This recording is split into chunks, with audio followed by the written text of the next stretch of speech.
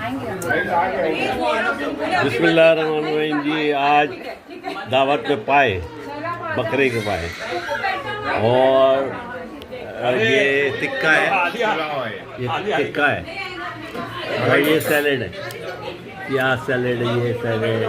माशाल्लाह हमारा जफ़र भाई की यहाँ दावत है। और लड़की बच्ची का नाम क्या है?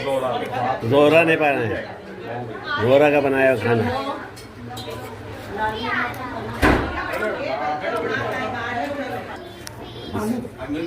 अब जनाब ये क्या है? पुलाव है, पुलाव की बारी है। मटन पुलाव है। मटन की तरह दिखाओ तो ज़रा, मटन दिखाओ यार। ये दुम्बे कैसा गोश्त है? ये बकरे का गोश्त? बकरे का बकरे का गोश्त है। बकरा कटा के लाए। सब बकरा क्या होता है?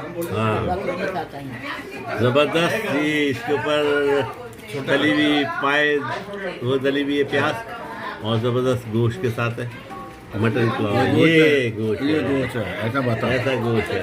हाँ, ऐसा खाओ, ज़बरदस्त है। क्या बड़ी बोटी नहीं बनाते ना? बस बस सही है, सही है, सही है, ज़बरदस्त है। जफ़र भाई के घर में दावत चल रही है। मैंने पाए दब के खाए।